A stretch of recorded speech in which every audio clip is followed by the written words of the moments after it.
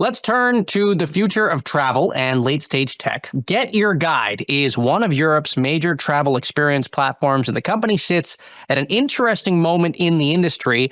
A major competitor, Klook, is preparing to go public. Europe is tightening rules for digital platforms, and late-stage tech is navigating a tougher funding environment. Here to comment on all of that is Johannes Reck, CEO of GetYourGuide.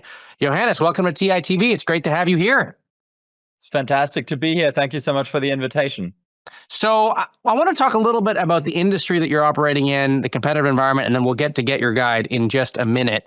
Look, the travel company that I think people probably have on their radar, at least as of late, is Navan, which went public in October. Shares are down more than 35% from the $25 IPO price that they went public at. I wonder what you chalk that up to. What do you think investors make of it? Well, look, obviously it's never good if companies drop like a stone after the IPO, but I wouldn't say that's necessarily true for the trading across the board. And if you look at the experiences, the economy, we're a very different market compared to the B2B, travel management market that Navan is in. So it's not overly relevant to us. We're really looking still at a massive market opportunity ahead of us. Experiences is a 300 billion plus a market a year, growing at 8 to 9%, and there's still a very strong secular trend of consumers purchasing more experiences every year. So, for us, we're not sure whether that means all too much for us. We're just very much focused on our own business at the moment.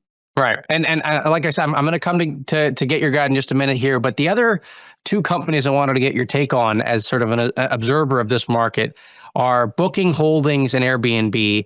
We had the CEO of Booking Holdings on, and I think it's a really fascinating comparison between the two of them, because if you look at their stock prices over the last 5 years, Booking Holdings has more than doubled over that period. Airbnb is down 15%, and yet Airbnb is the company that gets way more attention, I think, given their story in Silicon Valley. What do you make of the delta there in the performance of those two companies? Well, look, first of all, Glenn and Brian are both very good friends, and, they're incredible CEOs, and they've built businesses that I clearly look up to. I think what they have done is definitely a North Star and a role model for us. But they are, if you want, in the markets that defined the last decade, which is accommodation. It's a very structured, very commoditized market. They were capable of bringing hotels and alternative accommodations online. But what you hit on in terms of bookings performance is a really interesting point, which is the power of the European travel market.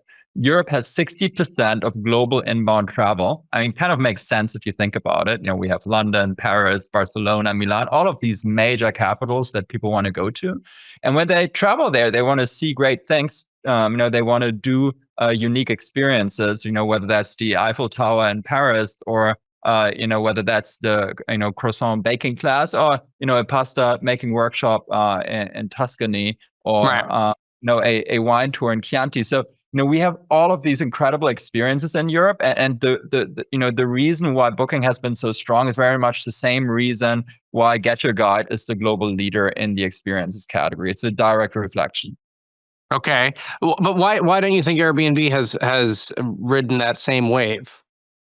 Because the reality is, both companies overestimated the attach rate of experiences to their products. If you think about yourself planning a trip, it's not like you kind of think of, I'm going to go to Tuscany, and then you book the flight and you book the Airbnb and you book the experience and do all of that in one go. Those are very discrete planning phases. And, typically people book the flight, a year in advance, and then they browse different types of accommodations, and they do that. sometimes if they prefer more alternative home-like accommodations on Airbnb, if they like to stay in a hotel, they won't do that on Airbnb. They will do that on Expedia, on Booking.com. And then only later, and sometimes even, very much at the beginning of the planning cycle, depends a little bit on how people shop, they will turn to experiences. And the way how they browse for the experiences is really uniquely different. And the key difference is in experiences, you look for tent poles, like the major things to see and to do, which, by the way, you can't find on platforms like Airbnb today. And then all of the hidden gems. And, we've been building up this business for the last 15 years.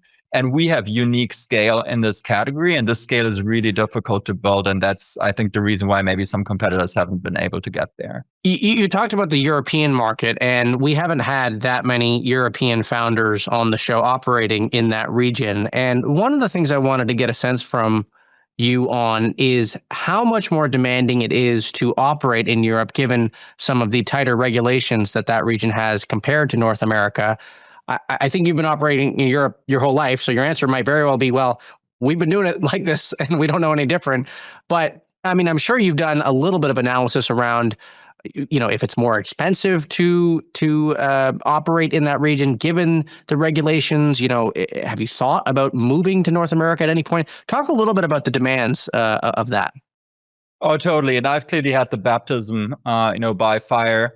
That I had to build a business in Europe, between 2010 and today, particularly during a period where there was a dearth of venture funding. So I kind of know every single door at Sand Hill Road because there just wasn't anything available, for us in Europe. And it was, much, much harder for me to raise funding than for some of my American peers, and took much longer as well. And you're totally right. A lot of the VCs said, why don't you move over to Silicon Valley? But look, here's the thing.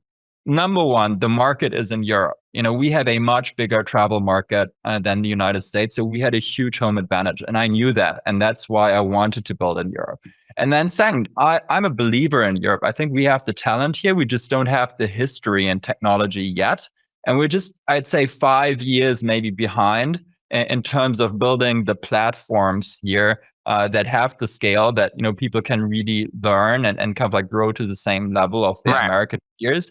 But it's changing fast. So if you look at the AI wave, and frankly, this is a story that's really untold in the American media.